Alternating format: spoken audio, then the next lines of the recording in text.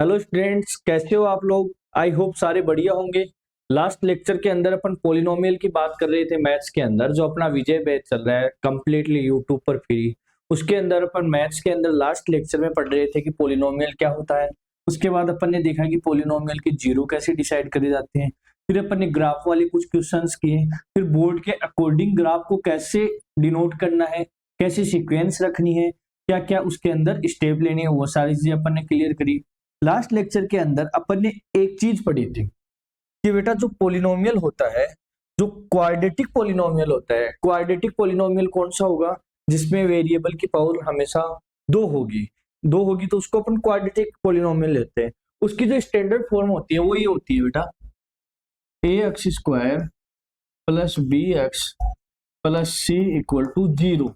जहां मैंने बताया था कोफिशिएंट क्या होते हैं, वेरिएबल के कोफिशिएंट। और कोफिशिएंट के बारे में मैंने सिंपल आपको बताया था, ये इतना याद रखना है कि जो साथ साथ चलते हैं, पूरी जिंदगी साथ निभाते हैं, वो क्या होते हैं, कोफिशिएंट होते हैं। तो इसके अंदर अपन देखना है अपने को कि ये देख रहे हैं अपन एक्स स्क्वायर है, यहाँ वेरिएबल है, तो इनके साथ कौन कौन सी चीजें चल रही है। ए चल रहा है, यहाँ बी चल रहा है, और यहाँ सी के अंदर आप ये लिख सकते हो ना, एक्स की पावर जीरो लोगे तो यहाँ भी वेरिएबल के साथ कौन चल रहा है, सी।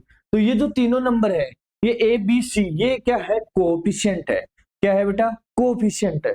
इसके बाद अपन ने देखा था कि क्वाड्रेटिक इक्वेशन के जनरली दो जीरोज होते हैं। कितने जीरोज होते हैं बेटा, टू जीरोज होते हैं। टू जीरोज होते हैं मतलब सिंपल सा है कि वेरिएबल की पावर फिक्स पावर क्या आने वाली है, सॉरी वेरिएबल की वैल्यू क्या आने वाली है, दो आने वाली है, जो कोई भी हो सकती है। फिर अपन ने उनको निकालना भी बोला था। इसमें अपन ने मिडिल टर्म स्प्लिटिंग ऑर्डर वाले जो मेथड है उससे भी अपन ने पहले वाले क्वेश्चंस को करा था। फिर अपन ने देखा था कि सर जब अपन इनके जो क्वाड्रेटिक इक्वेशन है इनके जीरोज निकालते हैं, और मैंने बोल दिया कि एक जीरो अल्फा है और दूसरा बेटा कौन सा है, बीटा है। एक जीरो अल्फा है, दूसरा कौन सा है, बीटा है। इसके अलावा कोई जीरो इसके आने वाली नहीं है। तब अपन ने दो स्टैंडर्ड फॉर्म पढ़ी थी कि जब अल्फा प्लस बीटा करेंगे, क्या करेंगे बेटा, अल्फा प्लस बीटा, तो उसका मान आएगा माइनस बी अपॉन ए। और अगर आप अल्फा और बीटा का प्रोडक्ट लेते हो तो उसकी वैल्यू क्या आएगी, सी अपॉन ए। ये दोनों चीजें अपन लास्ट क्लास में पढ़ी थी, और मैंने आपको बोला था कि इसके बाद अपन क्या करने वाले हैं बेटा, नंबर ऑफ क्वेश्चंस करने वाले, किस पे, इन दोनों पे बेस। क्योंकि ये बेटा बहुत ही इंपॉर्टेंट टाइप के क्वेश्चन होने वाले हैं जो ये वाले अपन करेंगे। यहाँ अल्फा और बीटा क्या है, जीरोज है, किसके, पोलिनोमियल के। कौन से पोलिनोमियल के, क्वाड्रेटिक पोलिनोमियल के। माइनस बी क्या है, या फिर अपन बोले बी और ए और सी क्या है, तीनों तो बेटा कोएफिशिएंट है, कोई दिक्कत नहीं है। अब नेक्स्ट अपन क्वेश्चन करते हैं कि किस टाइप से इनको, किस टाइप से इनके क्वेश्चंस आने वाले हैं। तो पहला क्वेश्चन है आपका, if the product of the zeros, product of the zeros, बेटा इस लाइन पे अंडरलाइन करो, product of the zeros. Product of the zeros मतलब अल्फा इंटू बीटा। सिंपल सी बात है, इसमें बच्चे कंफ्यूज हो जाते हैं, वो प्रोडक्ट को कई बार क्या लिख लेते हैं, दोनों को ऐड करके रख लेते हैं, लेकिन प्रोडक्ट ऑफ द जीरोज क्या होगा, अल्फा और बीटा होगा। ठीक है बेटा, उसके आगे लिखा है of the polynomial A x square minus six x minus six. मतलब सिंपल सा ये है कि ये कोई पोलिनोमियल है बेटा, ये क्या है, कोई पोलिनोमियल है। इस पोलिनोमियल के जो प्रोडक्ट ऑफ जीरोज है, जीरो का प्रोडक्ट करेंगे, उसकी वैल्यू क्या आने वाली है, फोर आने वाली है। तो फाइंड वैल्यू ऑफ ए। तो इसके अंदर जो अपना कोएफिशिएंट है ए है, उसकी वैल्यू अपने को डिसाइड करनी है। मेरे को बताओ, पहले अपन ये देखते हैं कि क्वेश्चन दिया हुआ है a x square minus six x minus six, अपन ले बोल दिया इसके इक्वल में जीरो है। इस एक्सप्रेशन को अपन ने इक्वेशन में चेंज कर दी, यहां तक कोई दिक्कत नहीं है। इसके अंदर पर अपन देख रहे हैं कि एक्स स्क्वायर वेरिएबल है, उसके बाद अपन देख रहे हैं कि जो एक्स है वो भी वेरिएबल है, बाकी जो बच गए वो कोएफिशिएंट है। यहाँ अपने को एक की वैल्यू निकालनी है, कोई दिक्कत नहीं है। क्वाड्रेटिक पॉलिनोमियल में अपन ने पढ़ा है कि दो जीरोज आने वाले। उसके बाद मैंने बोला था कि दो जीरो मान लो, एक को अपन ने अल्फा माना, दूसरे को बीटा माना, और इनको मल्टीप्लाई करा, तब अपना आंसर आने वाला था सी अपॉन ए। और सी और ए क्या थे, कोएफिशिएंट थे। तो अपन को क्या करना है, पहले जो स्टैंडर्ड वैल्यू है या पहले जो स्टैंडर्ड इक्वेशन है, स्टैंडर्ड इक्वेशन को अपने को लिखना है। उसके बाद जो क्वेश्चन मांग कर रहा है, ये मैं बोलूं कि अगर क्वेश्चन ये बोलना चाह रहा है कि वो प्रोडक्ट करवाएगा जीरोज का, या क्वेश्चन ये करवाना चाहता है कि वो स्क्वायर करवाएगा जीरोज का, या क्वेश्चन बोल रहा है आपको कि उनका मल्टीप्लिकेशन करो या फिर एडिशन करो या फिर स्क्वायर करो, तो उसके अकॉर्डिंग अपने को चलना है। इसमें सिंपल बोला है कि प्रोडक्ट ऑफ जीरो करना है, तो प्रोडक्ट ऑफ जीरो क्या होता है, alpha into beta is equal to c upon a. अब यहां मेरे को एक चीज बताओ बेटा, सिंपल सी मेरे को एक चीज बताओ बेटा, ये तो क्या हो गया आपका ए हो गया, जो कि एग्जैक्ट पहले से ही ए दिया हुआ है, क्योंकि स्टैंडर्ड फॉर्म क्या होती है, a x square plus b x plus c equal to zero, ये होती है क्वाड्रेटिक इक्वेशन की स्टैंडर्ड फॉर्म। इन दोनों को कंपेयर करके देखो, यहाँ ए की वैल्यू क्या दी हुई है, सी की वैल्यू क्या दी हुई है, अगर इन दोनों को कंपेयर करोगे तो यहाँ आप देखोगे सी की वैल्यू -6 है और ये सी यहाँ आ रहा था, तो ये तो होगी -6 बेटा, ए की वैल्यू पहले से ए दी हुई है। अब इनका जो प्रोडक्ट है, अल्फा और बीटा दो जीरोज है इस इक्वेशन के, इनका प्रोडक्ट आपको ऑलरेडी 4 दिया हुआ है, क्या दिया हुआ है बेटा, 4 दिया हुआ है। तो यहाँ पे अपन क्या कर देंगे कि इसके इक्वल में अल्फा और बीटा की वैल्यू जो प्रोडक्ट होगा उसको 4 रख देंगे। अब यहाँ से अपने को क्या करना है, एक को इस साइड लेके आएंगे, तो ये होगा बेटा -6/4, इन दोनों को अगर कट करें, कैंसिल आउट करें, तो ये हो गया -2/2, सॉरी -3/2। तो मतलब सिंपल ये हो गया कि जो इस पोलिनोमियल के अंदर आपकी जो वैल्यू आने वाली है, किस चीज की वैल्यू, आपके जो पोलिनोमियल है उसके अंदर कोएफिशिएंट है वेरिएबल की पावर, एक्स स्क्वायर जो है वेरिएबल उसका जो कोएफिशिएंट है वो क्या आने वाला है बेटा, -3/2। अब कई बच्चों की कंफ्यूजन ये हो रहा होगा कि सर अगर ये -3/2 आ रहा है तो अपने इक्वेशन तो बन ही नहीं पाएगी, क्योंकि जनरल आपने पढ़ा था कि 3x स्क्वायर 4x प्लस सी पढ़ते हो या 6 पढ़ते हो, कुछ भी मान लो, उसके अंदर अपन ने जनरली फ्रैक्शन वाले अभी तक करे नहीं, तो बेटा इससे कोई फर्क नहीं पड़ेगा। देखो आपको इक्वेशन के अंदर रख के दिखाते हैं, ये था -3/2 एक्स स्क्वायर -6x -6। अब मेरे को एक चीज बताओ बेटा, इस वाले 2 को कॉमन नहीं ले सकता क्या मैं, या फिर मैं ये नहीं कर सकता कि इनका एलसीएम ले लूं, या सिंपल मैं इसको ऐसे नहीं लिख सकता क्या, मान लो इक्वल टू 0 है कि इस वाले 2 को पूरे में कॉमन ले लेते हैं 1/2 को, तो यहाँ क्या आ गया -3x स्क्वायर, यहाँ से 1/2 कॉमन आएगा तो 2 पर मल्टीप्लाई होगा तो -12x -12 इक्वल टू ये वाला 2 अगर कॉमन लेने के बाद, या फिर मैं सिंपल यहाँ तक लिख देता हूँ एक बार, इसमें आपकी कोई दिक्कत नहीं है, अपने एलसीएम ले लिया तो अपना एलसीएम है 2 और 2 जहां नहीं है वहां पे मल्टीप्लाई कर दिया, ये चीजें अपन ने छोटी क्लासों के अंदर पढ़ी है। अब एक चीज बताओ, मैं इसको ऐसे नहीं लिख सकता क्या, -3x square -2x -12 sorry 12x है इक्वल टू, अगर इस वाले 2 को उठा के मैं 0 के अंदर लेके जाऊंगा तो 0 हो जाएगा बेटा, क्या हो जाएगा, 0 हो जाएगा। तो आपकी जो एक्चुअल इक्वेशन होगी वो ये वाली होने वाली है, क्या होने वाली है, -3x square -12x -12 equal to 0। तो सिंपल बात है, अपनी जो ए की वैल्यू आई है वो क्या आई है, -3/2। कैसे निकालना है, पहले अपने को पता होना चाहिए कि प्रोडक्ट ऑफ जीरोज क्या होता है, C/A होता है, और एडिशन ऑफ जीरोज क्या होता है बेटा, -B/A होता है। ये चीजें मैंने आपको लास्ट क्लास के अंदर, सॉरी लास्ट वाली जो ये है अपन ने इसमें डिस्कस कर ली है। ठीक है, अब नेक्स्ट क्वेश्चन पे चलते हैं। इफ 1 0 ऑफ द पोलिनोमियल, मैंने बोला अपन जनरली अल्फा और बीटा लेंगे, दोनों क्या है, अलग अलग जीरो है, इसने ये बोला कि एक पोलिनोमियल किसका, 6n square -17n -k-2 is reciprocal of the other. अब पहला तो बात ये आती है कि सर रेसिप्रोकल क्या होता है, तो बेटा रेसिप्रोकल के लिए बेटा आपको क्या ध्यान रखना है कि मान लो ये आपका अल्फा कोई 0 दिया हुआ है, सॉरी जीरोस दिया हुआ है, या आपका कोई 5 0 दिया हुआ है, तो इनका रेसिप्रोकल क्या होगा, अल्फा का तो होगा बेटा 1/अल्फा और 5 का क्या होगा 1/5। अगर वहां पे मान लो लड्डू रखा हुआ है, ये क्या है बेटा, लड्डू रखा हुआ है, तो इसका रेसिप्रोकल क्या होगा 1/लड्डू बेटा। मतलब ये है कि अगर आपको रेसिप्रोकल पूछता है तो उसको फ्रैक्शन के अंदर d2 ले जाना है, 1/ फ्रैक्शन के अंदर लेके जाना है। अगर 1/ फ्रैक्शन के अंदर पहले से दिया हुआ है, इसका रेसिप्रोकल ये है और इसका रेसिप्रोकल ये है, इस चीज में अपने को कोई भी कंफ्यूज नहीं होना है। नेक्स्ट अपन चलते हैं क्वेश्चन के अकॉर्डिंग।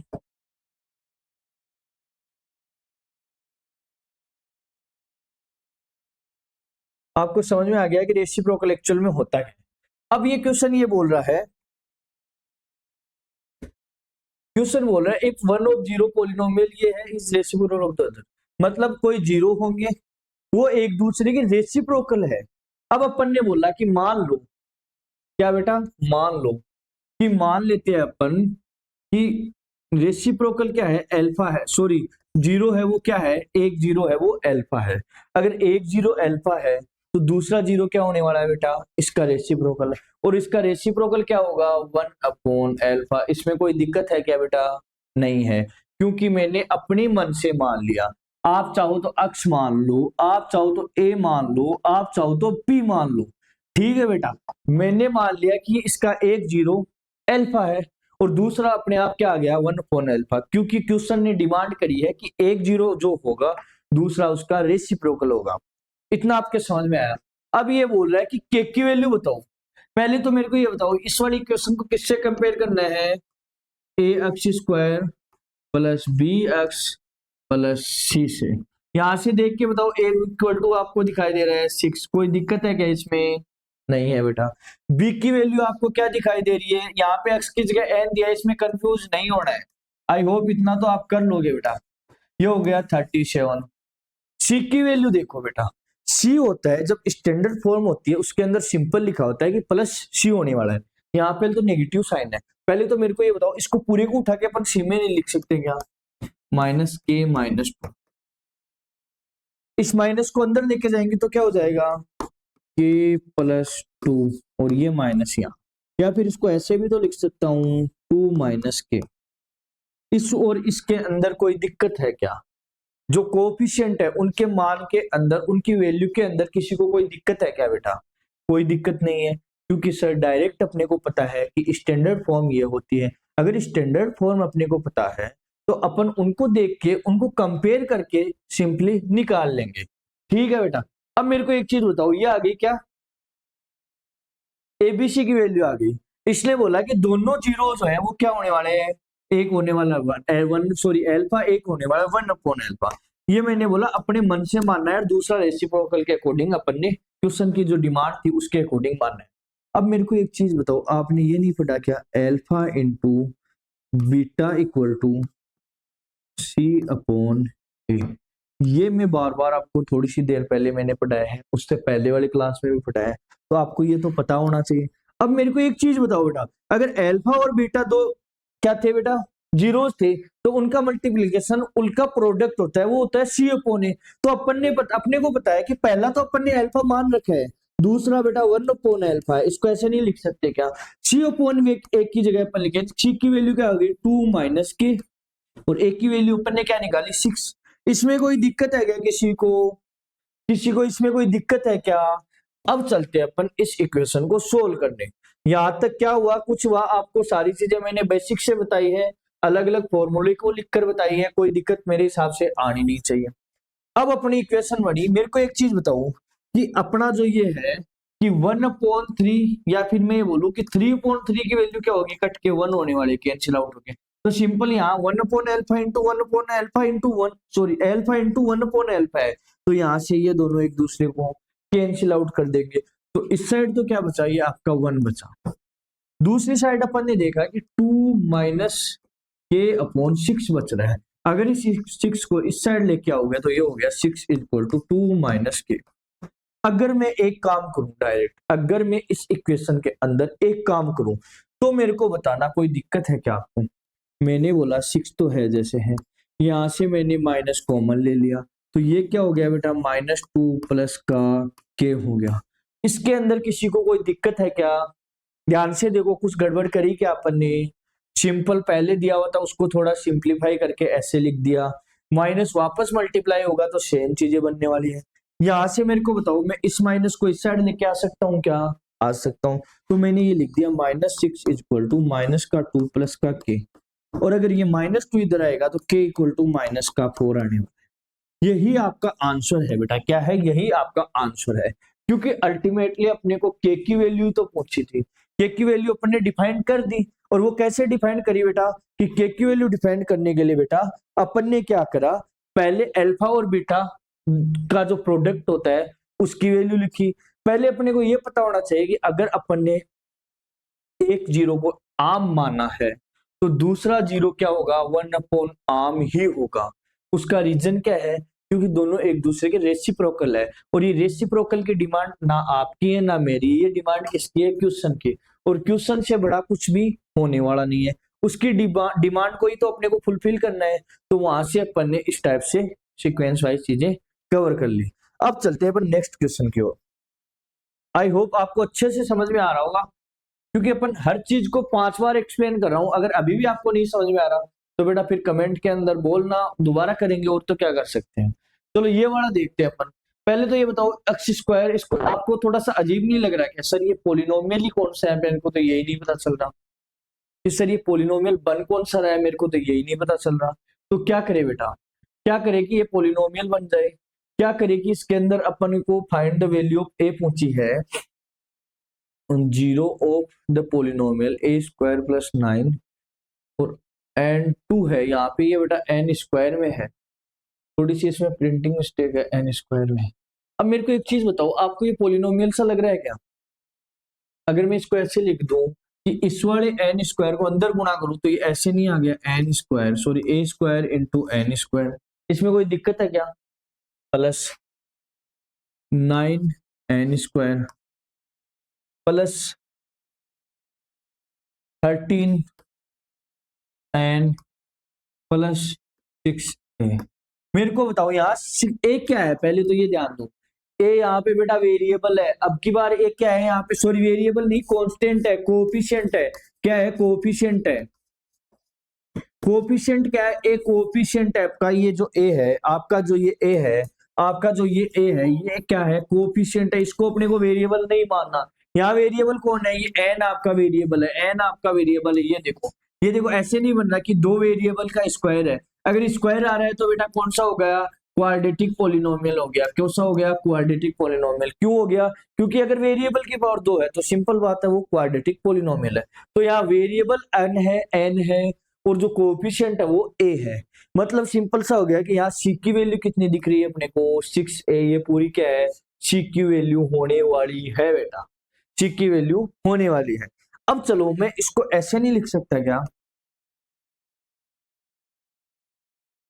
इसको मैं बेटा ऐसे नहीं लिख सकता क्या कि जो लिखा हुआ है उसी को दोबारा लिखते हैं कि a square plus 9 equal to n square plus 13n plus 6a।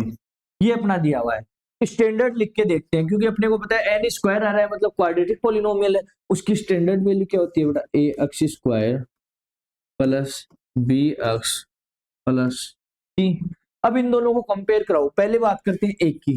तो ये वेरिएबल लिया है अपन ने, ये वेरिएबल लिया है, तो इसका मल्टीप्लाई टोटल क्या होने वाला है? कोएफिशिएंट होने वाला है। तो यहाँ एक की वैल्यू क्या आ गई बेटा? ए स्क्वायर प्लस 9। इसमें किसी को कोई दिक्कत है, कोई कंफ्यूजन है क्या? मैंने बोला जो वेरिएबल है, वेरिएबल का जो मल्टीप्लाई होगा, एन स्क्वायर को जो मल्टीप्लाई होगा वो उसका कोएफिशिएंट होने वाला है। और अपन ने देखा कि कोएफिशिएंट सर ए स्क्वायर प्लस 9 आ रहा है, तो कोई दिक्कत नहीं है। इसमें क्या दिक्कत है? ए पर्टिकुलर कोई नंबर है, उसमें अपन वैल्यू रखेंगे तो ऑटोमेटिकली वो कोएफिशिएंट में जाने वाला है। चलो फिर देखते हैं अपन बी की वैल्यू। तो बी की वैल्यू मेरे को ये बताओ, अपन देखते हैं बी एक्स, एक्स की जगह एन है तो यहाँ से बी की वैल्यू 13 होगी, और सी की वैल्यू टोटल उठानी है जो कि क्या है? 6a। तो ये ए बी सी की वैल्यू निकालने में आपको कोई प्रॉब्लम है क्या? आई होप किसी को कोई प्रॉब्लम ना हो। अगर प्रॉब्लम हो तो अपन दोबारा देख लेंगे बेटा, क्योंकि मैंने क्या बोला कि कोएफिशिएंट का मतलब सिंपल सा है, जो वेरिएबल है उसके मल्टीप्लाई में जो भी दिया हुआ है, चाहे कुछ भी दे, चाहे 1000 दे, 5000 दे, बी दे, एक्स दे, जेड दे, कुछ भी दे, वो क्या होने वाला है? कोएफिशिएंट होने वाला है। किसका? वेरिएबल का। कोएफिशिएंट का मतलब जो साथ निभाए, जो साथ साथ चले। तो इसके अंदर अपन ने देखा कि ये दोनों, सॉरी ये कोएफिशिएंट की वैल्यू आ गई। यहां से अपने को क्या बोल रहा है क्वेश्चन कि इज रेसिप्रोकल, सेम रेसिप्रोकल आ गया। तो मैं मान लेता हूं लेट, यहाँ से क्वेश्चन की स्टेप स्टार्ट करनी है, ये वाली तो साइड वाली चीज है कि let X is equal to, sorry जो जीरोज है वो जो जीरो है अल्फा है, तो दूसरा जीरो होगा वो क्या होगा 1/अल्फा। इसमें कोई दिक्कत नहीं है, दोनों को मल्टीप्लाई करो 1/अल्फा, इसकी वैल्यू होती है C/A। यहाँ से आपने देखा ये 1 हो गया। अब यहाँ से आप देखो C की वैल्यू क्या है बेटा 6A, A की वैल्यू क्या है, A की वैल्यू आई है A² + 9। यहां तक कोई दिक्कत नहीं है, लास्ट वाले क्वेश्चन के अंदर जैसे ही अपन ने कर लिया है। चलो नेक्स्ट के अंदर चलते हैं अपन। अपना आया है 1 = 6A/, एक सेकंड बेटा क्या लिखा था, 6A/A² + 9, A² + 9। अपने को अल्टीमेट किसकी वैल्यू निकालनी है, क्वेश्चन की डिमांड है कि एक की वैल्यू बताओ। तो आप देख रहे हो यहाँ सारे ए बन रहे हैं, तो मतलब एक की वैल्यू निकाल सकते हैं। इसको मैं ये करूं कि इस वाले को रीअरेंज करके मैंने ये लिख दिया A² + 9 = -6A = 0। तो कोई दिक्कत है, इस वाले पार्ट को उठा के इधर ही तो रखा है बेटा, और इस वाले को इधर लेके आएंगे तो माइनस में चेंज हो जाएगा। अब क्या है, ये एक क्वाड्रेटिक इक्वेशन वापस से नहीं बन गई क्या? और क्वाड्रेटिक इक्वेशन का जो जीरो होता है, जो वैल्यू होती है, वो मैंने आपको निकाला लास्ट क्लास में बताया है। चलो वो दोबारा भी रिवाइज हो जाती है और इसको भी करके देख लेते हैं। पहले क्या करना है अपने को, जो मिडिल वाली टर्म है यहाँ पे इसको ऐसे लिखना है बेटा -6A + 9 = 0। जो मिडिल वाली टर्म है इसको ऐसे स्प्लिट करना है कि जब उनका एडिशन करे, उनको जोड़े या घटाए, तब तो जो बीच वाली टर्म है एग्जैक्ट वो आई। और अगर उनको मल्टीप्लाई करें तो किसका मान आना चाहिए, सी का मान आना चाहिए। उसके कोएफिशिएंट को अपने को इस टाइप से स्प्लिट करना है, इस टाइप से रीअरेंज करना है कि उनको मल्टीप्लाई करने पर, उनका प्रोडक्ट लेने पर अपना सी की वैल्यू आ जानी चाहिए, जो क्या है 9। तो मेरे को बताओ क्या लिख सकते हैं अपन, अगर मैं इसको ये लिखूं A² - 3A - 3A + 9 = 0। 3 × 3 9, minus minus plus कोई दिक्कत नहीं है, -3 और -3 -6 है, इसमें भी कोई दिक्कत नहीं है। यहां से लेके चलो A कॉमन लिया, A - 3। अब अपने को पता है बेटा A - 3 बनाना है, तो अपन ने पहले A - 3 कॉमन ले लिया, तो यहाँ क्या आने वाला है, श्योरली 3 आने वाला है। इसमें कोई दिक्कत है क्या? नहीं है। यहां से अपने को पता है कि जो बेटा A - 3 = 0 आने वाला है, और दूसरा भी A - 3 बन रहा है। इसमें देखो अगर इस A - 3 को कॉमन लेता हूं तो यहाँ A बचता है, यहाँ -3। मतलब क्या है इसका, कि यहाँ पे A की वैल्यू आने वाली, वो 1 आने वाली, जो कि अपने को डिफाइन करनी है। तो यहाँ से अपन किसी को भी जीरो के अंदर लेके जाए सेम आने वाली है, A की वैल्यू 3 आने वाली है बेटा। तो अपना जो क्वेश्चन चल रहा था उसके अंदर पहले अपने ने क्या किया, जो जीरो की जो स्टैंडर्ड वैल्यू है उनसे अपन ने एक इक्वेशन बनाई, क्योंकि डायरेक्ट अपना आंसर आया नहीं। फिर अपन ने देखा कि जो इक्वेशन बनी है वो एग्जैक्ट क्या बन गई, क्वाड्रेटिक इक्वेशन बन गई। वहां से अपने उसका जीरो निकाल लिया, या मैं बोलूं कि उसकी वैल्यू अपन ने डिफाइन कर ली। तो इसका जो आंसर आने वाला है वो क्या आने वाला है बेटा, 3 आने वाला। आई होप इसमें भी किसी को कोई दिक्कत नहीं होनी चाहिए। नेक्स्ट चलते हैं बेटा। ये 3 टाइप के क्वेश्चन है जो कि आपको अच्छे से करने हैं। पहले मेरे को ये बताओ, ये लिखा है 1/अल्फा + 1/बीटा।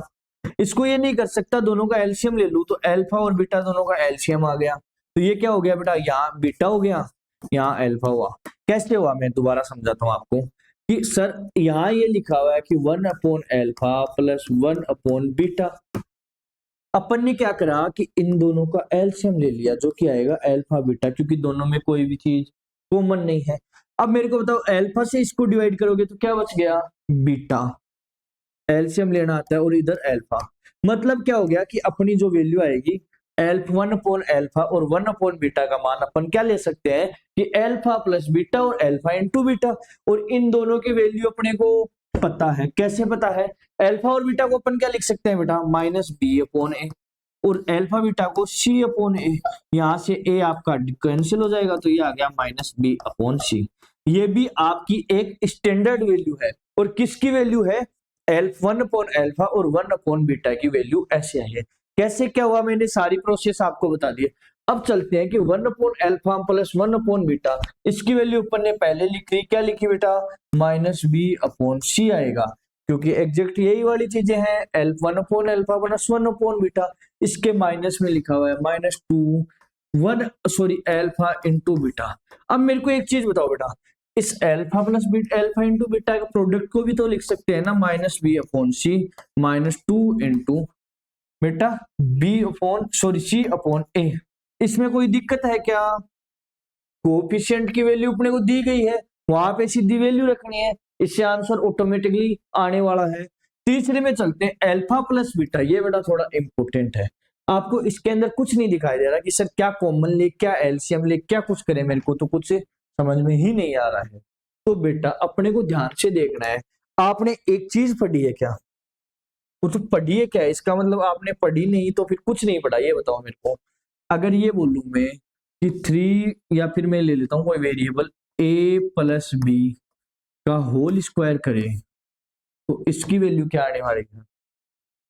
a है प्लस b है, उन दोनों को ऐड करा और उनका स्क्वायर करना है, तो उसकी वैल्यू क्या आने वाली है? तो आपने पढ़ा होगा कि सर ये तो a स्क्वायर आने वाली है प्लस b स्क्वायर आने वाली है प्लस 2ab आने वाली है। इसमें कोई दिक्कत है क्या? ये स्टैंडर्ड फॉर्मूला आपको सबको आता होगा, ये स्टैंडर्ड फॉर्मूला आपको सबको आता होगा कि अपन कोई वेरिएबल लेंगे या कोई भी वैल्यू लेंगे कि a प्लस बी लेंगे, उसका स्क्वायर करेंगे तो वो आने वाला है a square plus B square plus 2ab। इसमें कोई दिक्कत नहीं है। अब आपको लग रहा होगा सर ये वाली वैल्यू क्यों लिखवा रहे हो, आपको ये फॉर्मूला तो आता है। हमने देखा कि अपन वहां क्या देख रहे थे, alpha square plus beta square देख रहे थे, अपन क्या देख रहे कि alpha square plus beta square. मेरे को ये बताओ, दो वेरिएबल थी, यही तो मान अपने को चाहिए था। क्या चाहिए था? Alpha square plus beta square. तो अपन इसको ऐसे नहीं लिख सकते क्या बेटा कि a प्लस बी का whole square minus 2ab equal to a square plus B square. इस वाली वैल्यू में किसी को कोई दिक्कत है क्या? इस वाली वैल्यू में किसी को कोई दिक्कत है क्या?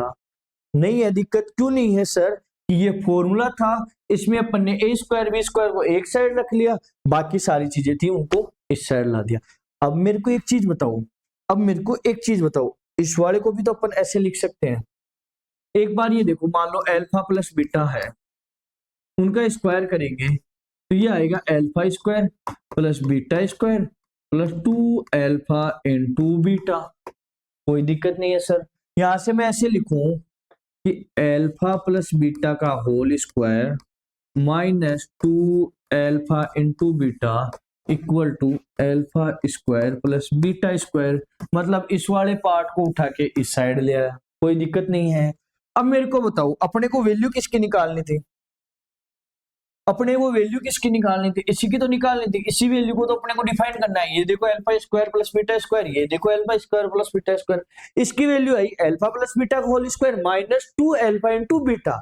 अब सर यहाँ क्या कर सकते हो, मेरे को एक चीज बताओ, इसकी वैल्यू आप नहीं जानते क्या कि alpha plus beta equal to होता है माइनस बी अपॉन ए, और अल्फा इंटू बीटा क्या होता है बेटा? सी अपॉन ए।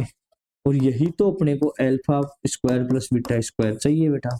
तो मतलब ये हो गया कि इन तीनों क्वेश्चंस के अंदर अपने को अल्फा प्लस बीटा अपन जानते हैं, तो अल्फा प्लस बीटा की वैल्यू अपने को लानी है। कैसे भी इक्वेशन को रीअरेंज करना है, कोई फॉर्मूला लगाना है, वहां से अपन जानते हैं कि सर मैं अल्फा और बीटा के, अल्फा प्लस और बीटा की वैल्यू जानता हूं कि वो होती है माइनस बी अपॉन ए, और अल्फा और बीटा का जो प्रोडक्ट होता है वो सी अपॉन ए। अगर मेरे को कोई भी इक्वेशन है उसमें अल्फा प्लस बीटा मिल जाए या अल्फा बीटा मिल जाए, तो मैं क्वेश्चन को इजीली कर सकता हूं। अब चलते हैं अपन इस क्वेश्चन को करने के लिए। अब मेरे को एक चीज बताओ बेटा कि अपनी जो इक्वेशन है वो है x square minus 5x plus 4। क्या है बेटा? एक्स स्क्वायर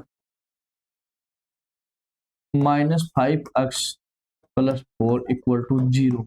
और ये बोल रहा है कि इसके अंदर अपने को क्या है, एक सेकेंड बेटा,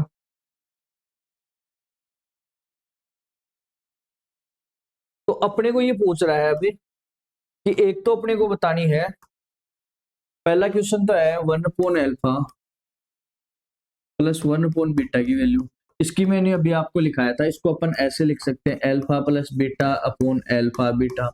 अल्फा प्लस बीटा को अपन लिख सकते हैं माइनस का बी अपॉन ए, और इसको लिख सकते हैं सी अपॉन ए। यहाँ से आपने देखा कि माइनस का बी अपॉन सी आ गया।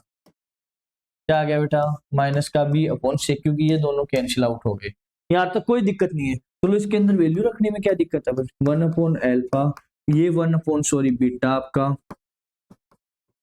यहां से अपन देखेंगे माइनस बी का मतलब क्या हो गया कि बी जो पार्ट है, अब इसकी स्टैंडर्ड फॉर्म क्या होती है? ए अक्स स्क्वायर प्लस बी अक्स प्लस सी। यहाँ आप देखो बी पॉजिटिव वाला है, तो यहाँ से बी टोटल उठा के अपने को -5 लेना है।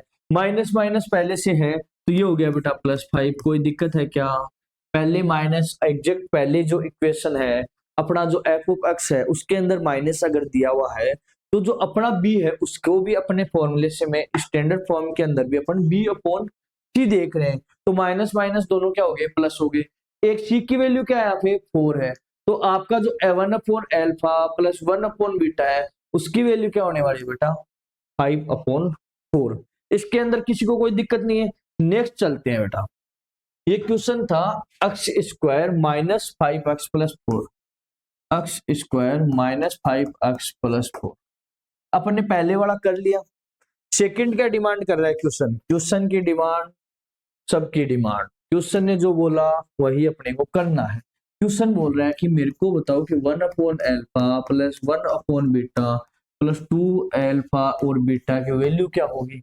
यहां से अपन ने देखा कि इसकी जो वैल्यू होने वाली है वो क्या होने वाली है बेटा? -b upon c. कोई दिक्कत नहीं है। इसको क्या लिख सकते हैं अपन? 2 into alpha into beta b upon sorry c upon a. यहां से वैल्यू पुट कर दो, क्या दिक्कत है?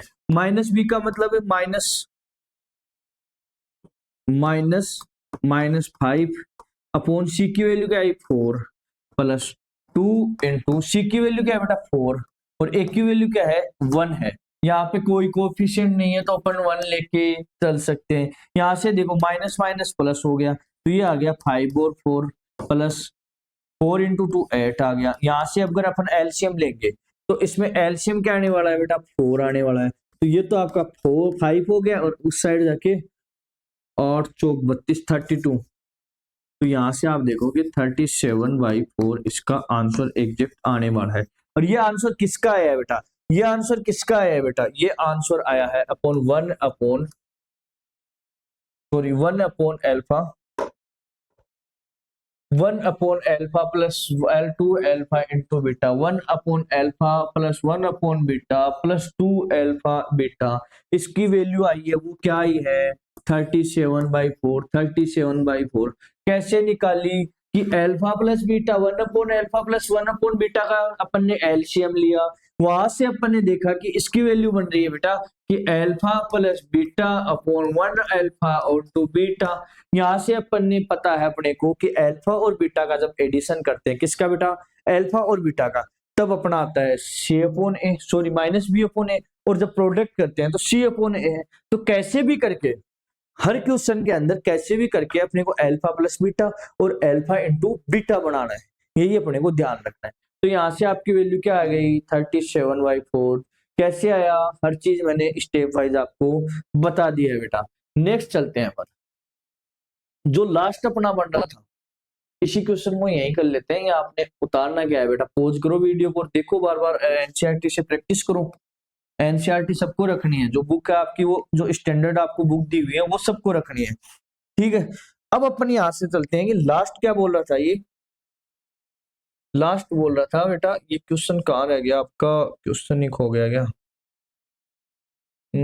Alpha square plus beta square, alpha square plus beta square. चलो इसको थोड़े अच्छे वाले पेन से करते हैं। अपन लेते हैं रेड, लेते हैं बेटा रेड लेते हैं।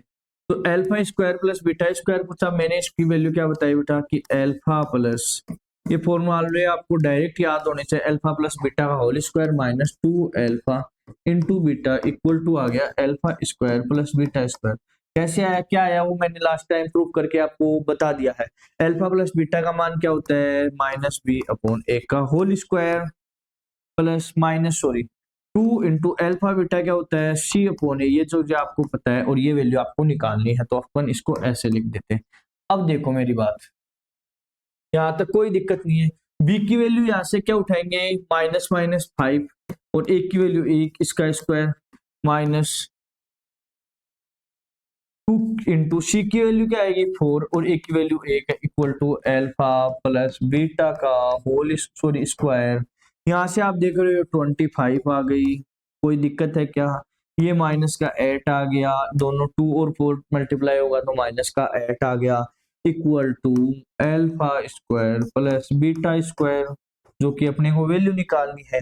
अब 25 में से 8 निकालोगे तो ये आएगा 17 और ये हो गया अल्फा स्क्वायर प्लस आपका बीटा स्क्वायर। तो कैसे क्या निकालना है, अपने को जनरली पता किसका करना है कि अपन दो चीजें जानते हैं, अभी तक दो चीजें जानते हैं, इसके बाद में क्यूब वाली चीजों में अपने और भी बहुत सारी चीजें आई तो अपन जानते हैं। तो अपने को बेसिकली क्या करना है कि जो अल्फा प्लस बीटा और अल्फा इंटू बीटा की फॉर्म में क्वेश्चन को स्टैंडर्ड फॉर्म में लेके आना है, रीअरेंज करके या किसी फॉर्मूले के बेसिस पे सारी चीजों को मल्टीप्लाई करके या अपन इक्वेशन दे के कैसे भी करके अपने को क्या करना है, अल्फा प्लस बीटा और अल्फा इंटू बीटा या प्रोडक्ट या एडिशन लेके आना है। वहां से अपने को पता है कि अपने को सिंपल फिर उसके बाद क्या देखना है, कोएफिशिएंट क्या दिया हुआ है। अगर कोएफिशिएंट की वैल्यू गिवन है इक्वेशन के अंदर तो अपने को सिंपली अल्फा प्लस बीटा बराबर तो क्या करना है, minus c upon a sorry minus b upon a और अल्फा इंटू बीटा बराबर करना है b upon sorry c upon a, उल्टा हो गया, अल्फा प्लस बीटा हो गया माइनस बी अपॉन ए और अल्फा प्लस इंटू बीटा क्या हो गया, सी अपॉन ए। इस दोनों को पता है अपने को, इन दोनों के बारे में पता है, तो कैसे भी करके पहले इसमें कन्वर्ट करना है, फिर इन दोनों की वैल्यू इक्वेशन से लिख के अपने को सिंपली कर देना है। नेक्स्ट चलते हैं बेटा। तो नेक्स्ट अपना आज का यहीं तक के क्वेश्चंस थे। इस टाइप को अपने को अच्छे से पढ़ना है। नेक्स्ट क्लास के अंदर अपन बाकी सारे जो टाइप्स है या इसी के और भी क्वेश्चंस है जिनके अंदर कई बार आपको आएगा कि alpha square minus beta square क्या होगा, तब आपको कंफ्यूजन होगा कि सर यहाँ तो माइनस, एक मिनट यार, alpha square minus beta square क्या होगा, अल्फा माइनस बीटा का होल स्क्वायर क्या होगा, 1 अल्फा माइनस बीटा का क्यूब क्या होगा। इस टाइप के सारे क्वेश्चन अपन करने वाले हैं। सब में ध्यान क्या रखना है, अल्फा प्लस बीटा और अल्फा इंटू बीटा की फॉर्म में लेके आना है। तो अपने को अगर क्लासेस समझ में आ रही है, नंबर ऑफ क्वेश्चन अपने को करने हैं, ज्यादा से ज्यादा चीजें अपने को अच्छे से समझ में आ रही है तो अपने दोस्तों के साथ शेयर करो। बाकी मिलते हैं अपन नेक्स्ट क्लास में। थैंक यू बेटा।